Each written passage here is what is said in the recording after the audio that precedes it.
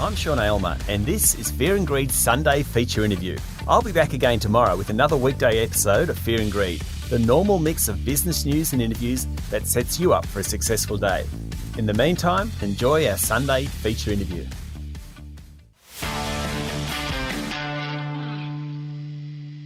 Company culture has increasingly become a focus for boards, executives, staff, and prospective employees. Our friends might tell us that their company has a good culture, but there are plenty of media reports out there that tell us about companies that have bad cultures.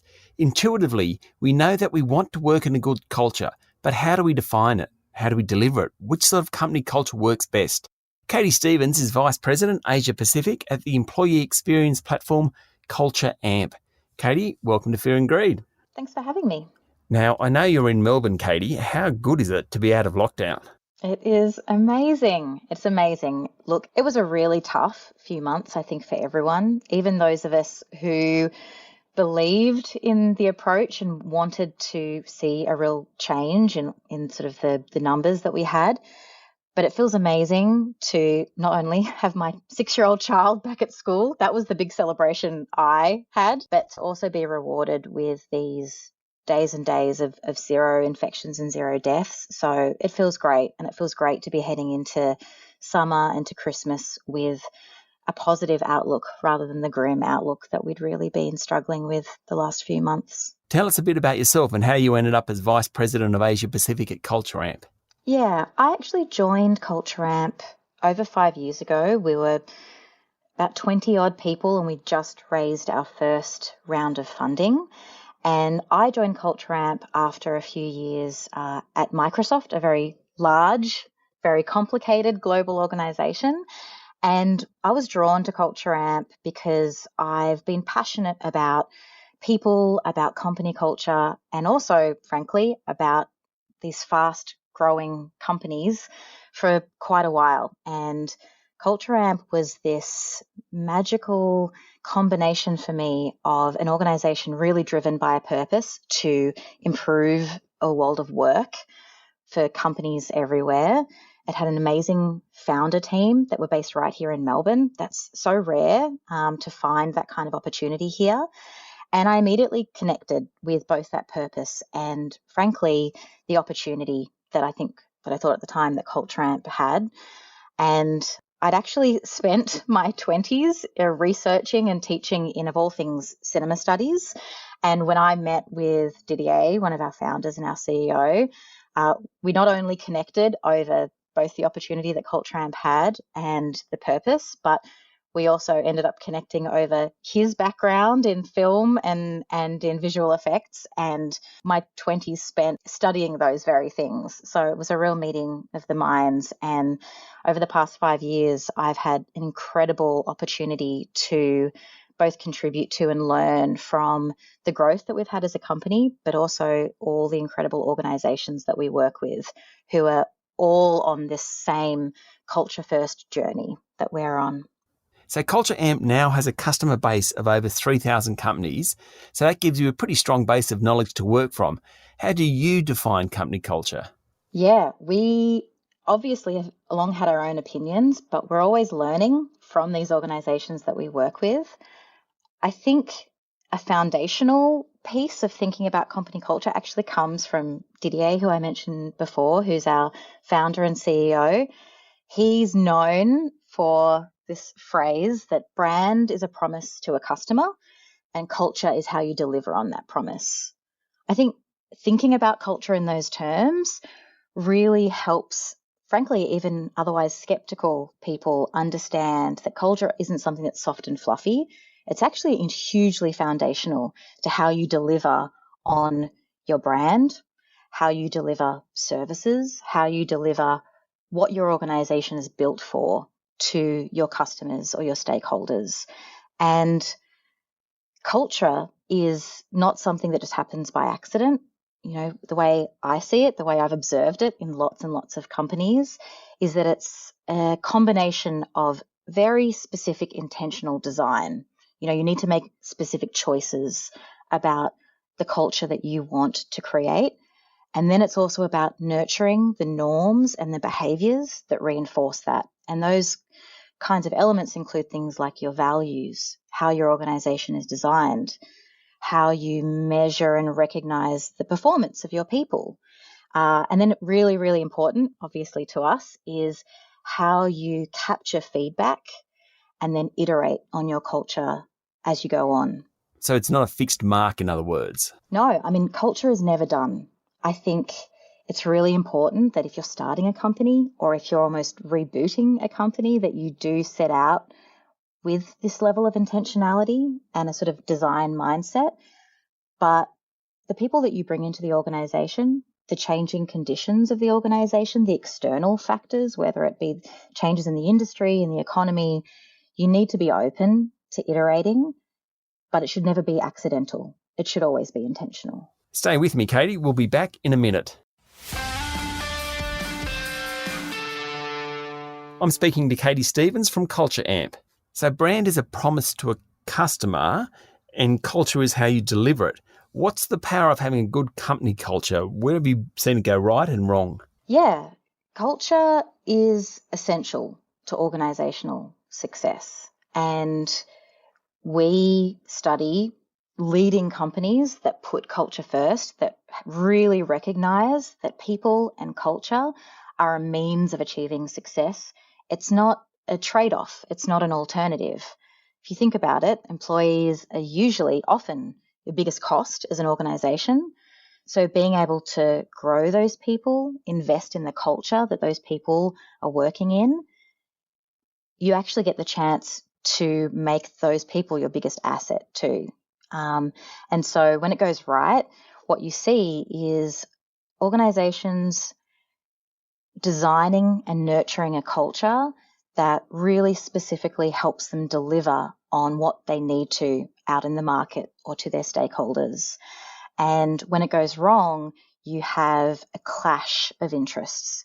If you're not looking after your people, if you're not rewarding the kinds of behaviors that reinforce the culture that you think is really important, then that's when things, PR crises happen, or you fail to see the growth that your investors expect. It's not an either or. These things are absolutely intertwined, and your culture and the environment that you create for your employees is so critical in being able to be successful as an organization. So do you think it's more science than art? I actually think that it is a combination. I think that you need to have certain rigor that you expect from a science. And so even using things like data to help mitigate some of the subjectivity that can come into assessments of what a culture is really important. But I think I talked before about having sort of a design mindset when you think about your culture. And good design is always sort of a great combination of science and art. You need to have things that actually inspire people in your culture. So one of the things that's really important in culture is the values that you create and define for your organization. And it's really typical for lots of organizations to have these very generic values that don't inspire people. And part of the art of culture is finding something that people can really connect with, that can inspire people, potentially creating a mission or a purpose that people really connect with. And that's as much art as it is the science as well. Ultimately, leadership has to come from the top. Do you think that the owners of companies and boards should be interested and set goals for company culture? Yes, absolutely. And actually, we have seen really over the last 10 years that Culture Amp has been working with organisations, that there's been a real shift in leaders, but also board members really, really beginning to understand and prioritise culture.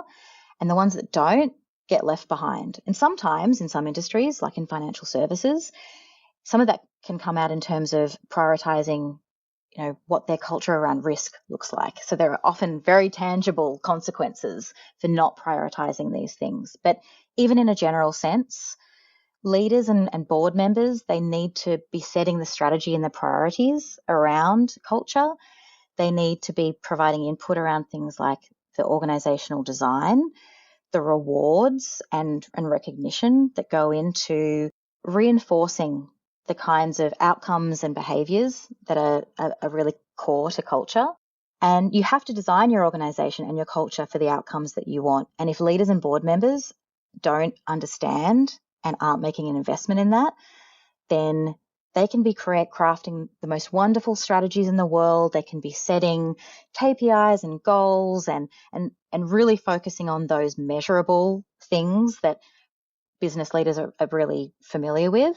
But if they're not also measuring and understanding some things that can sometimes seem more ephemeral, productivity, commitment, culture, engagement, then they're missing half of the equation. And this year alone, if we think about 2020, just the crisis that we've been working through, this has really brought this to the fore, where in a crisis, your culture is what actually helps every employee to navigate the change and the uncertainty that we're in. And if you're not paying attention to that, you could have hundreds or thousands of employees really feeling adrift, wildly unproductive, and really being unsure of how to prioritize and act on things that are going to help the organisation move through this time of crisis. Obviously, company culture can be pretty subjective and people can sense it differently. Every interaction is potentially an expression of culture, whether that's between staff or suppliers or customers. What are the best ways to communicate culture? Communication, as any good communicator will tell you, is as much listening as it is speaking or communicating, broadcasting.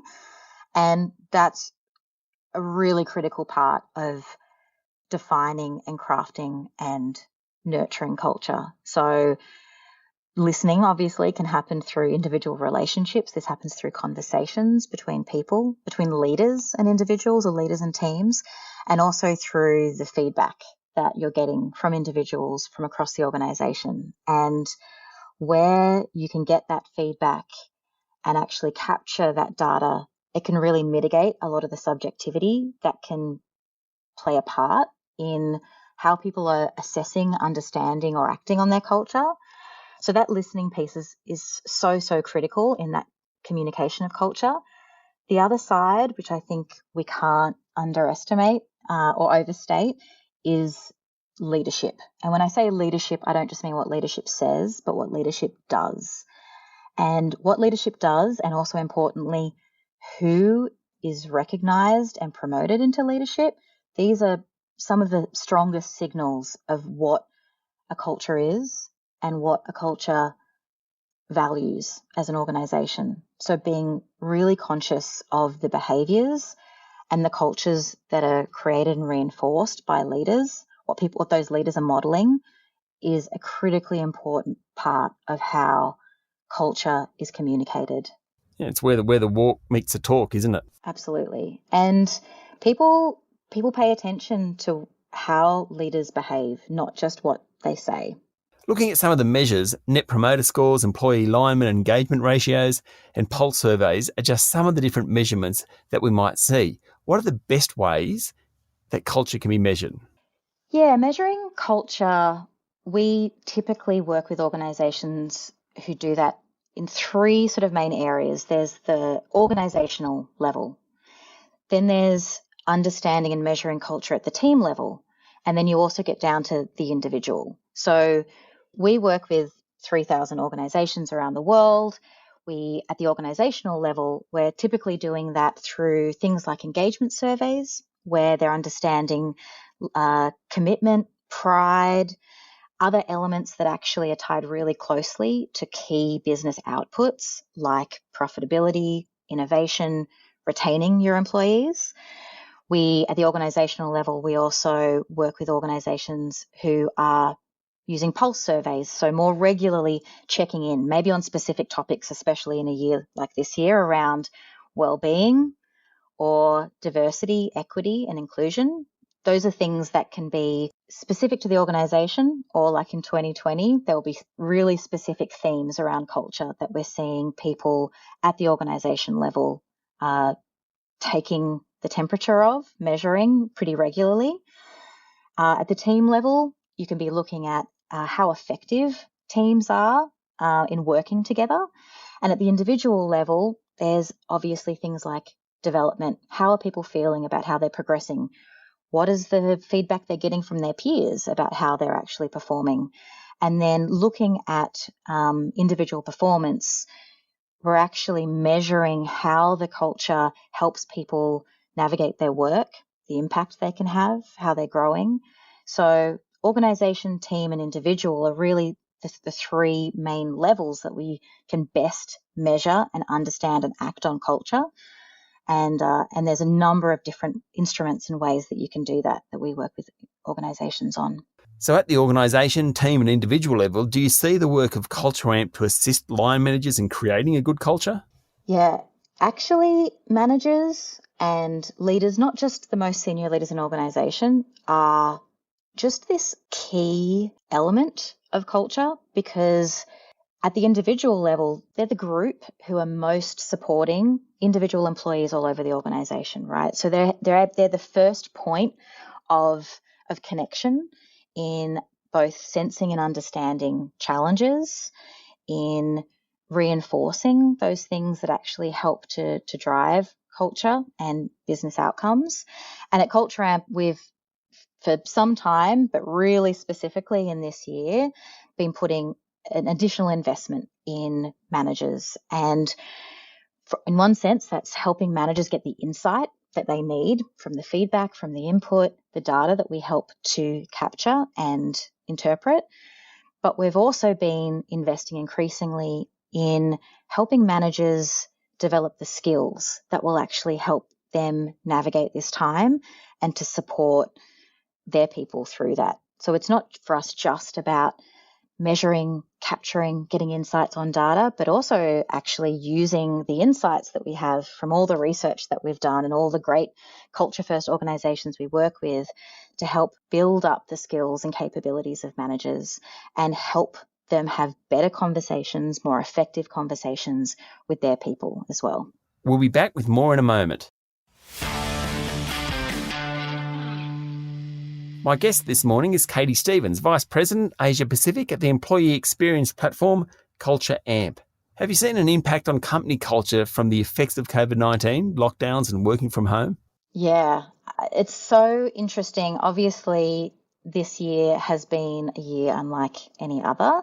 And one thing that has been really come to the forefront in organisations is culture and people, because there's been such an upheaval in what the workplace looks like.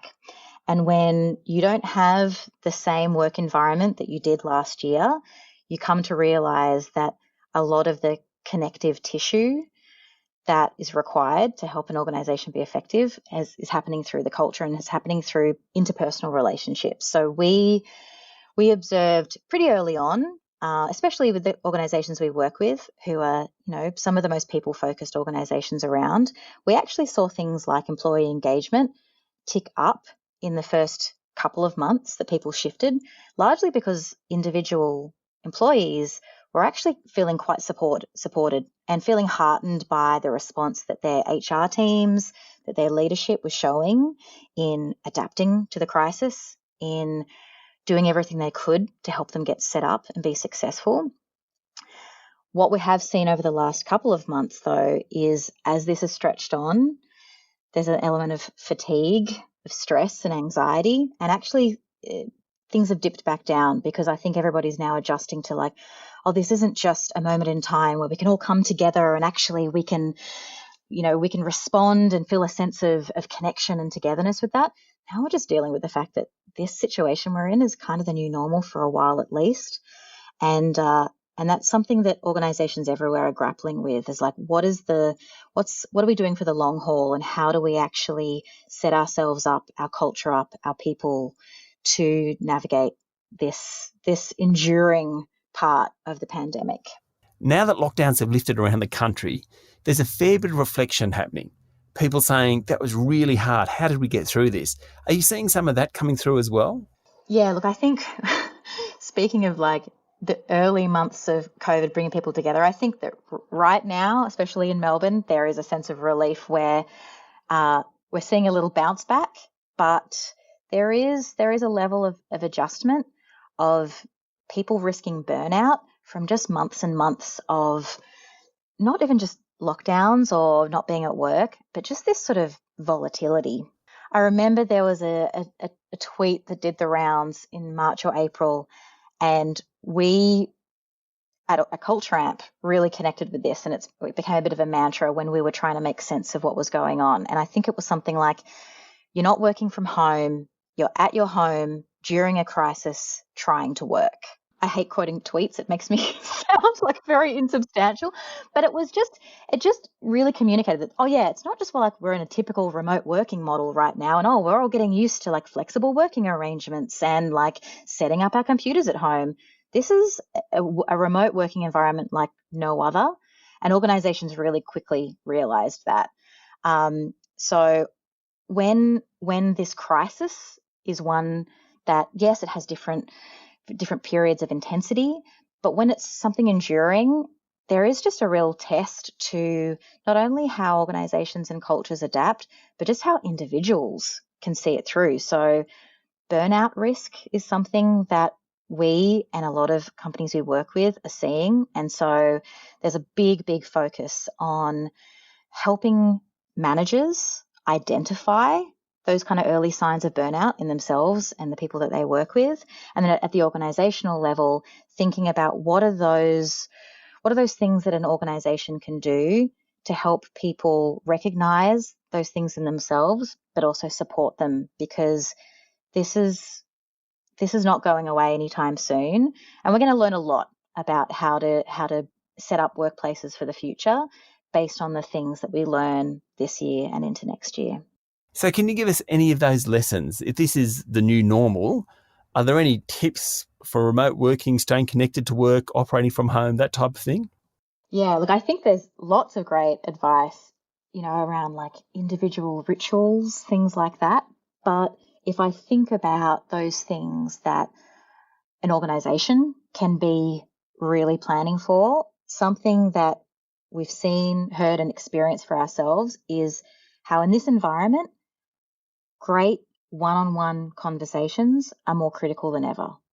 And when I think about one-on-one conversations, let's say between a manager and an employee, they need to include more than tactical work updates, which is what most people have had with their managers over their career.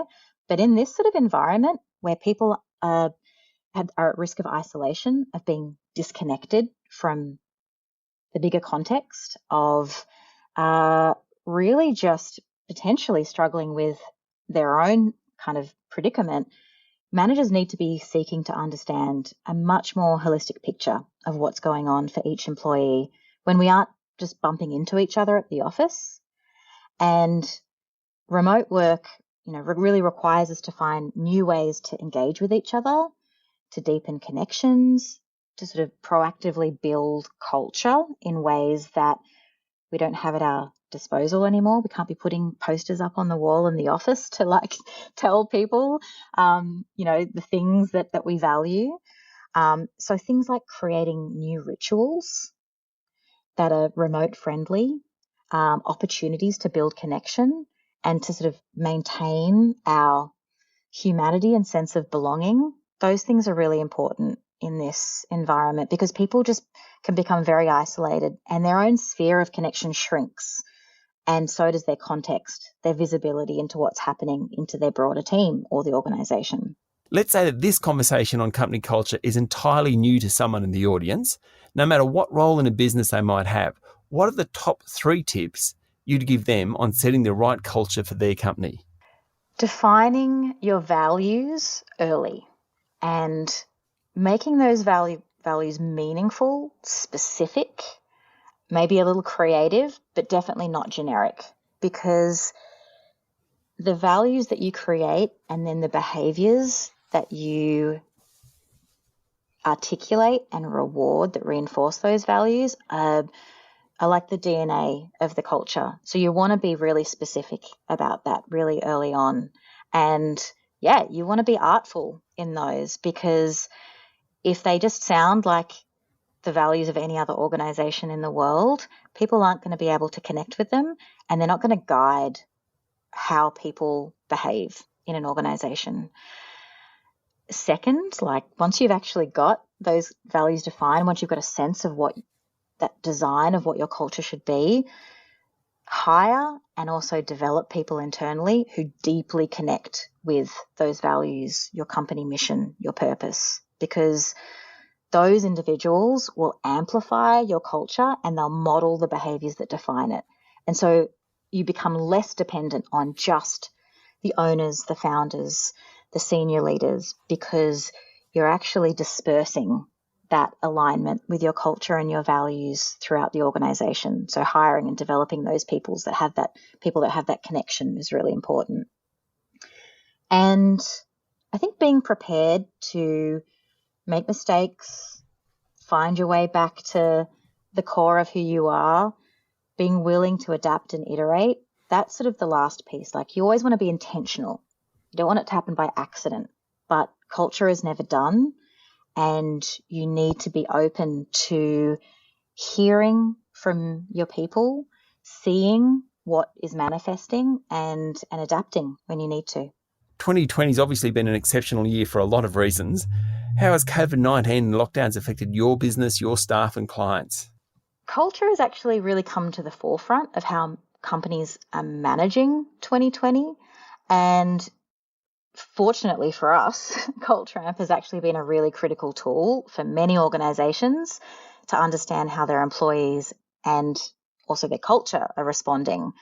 And we have been working with, our 3,000 customers around the world to really adapt even the way that they typically listen, get feedback, capture data from their employees. So really early on, we crafted a few different survey instruments that would allow organizations to capture sort of crisis response data, working from home feedback, but really being able to fairly regularly capture that information, capture that feedback, and then use the insights from that in crafting decisions, making decisions about how to support people, what a return to work plan would look like. So actually, we've been fortunate in being in a position where our science, the psychology that we have built into our business, we have 30 odd people scientists who are basically ready to bring that expertise and help our customers adapt like that. So it's been a time where I think our people internally as well have felt how important that their own work is in helping our customers and the organizations we work with respond really quickly. I mentioned before, engagement scores in organizations sort of bumped up in the early sort of days, weeks, months of the response, but now we're seeing them drift back down just because of the fatigue, burnout, well-being really taking a hit, and that's something that we'll be keeping an eye on, into next year. What do the next 12 months look like for Culture Amp? We are obviously, like every organization, managing uncertainty and change. We will continue to be looking at ways that we can help our customers navigate this. So developing tools that actually help them capture the feedback or take action in whatever kind of situation that we're in, really focusing on the demands on the human resources function, because HR has had to do so much this year helping organizations and people navigate this. And the whole remote work situation in the new world of work is something we're really focused on at that organizational level, but also helping managers and teams adjust to the new pressures. So, putting things out for our customers that actually help their managers manage better remotely. That's just a skill set that managers have not necessarily had the last few years, but it's something that we know is really, really critical. Really, really critical for those managers, for the organization, and for the people that they support. So that's going to be really important for us over the next year. Katy, thank you very much for joining us on Fear and Greed this morning. Thank you for having me. That was Katy Stevens, Vice President Asia Pacific at the employee experience platform Culture Amp.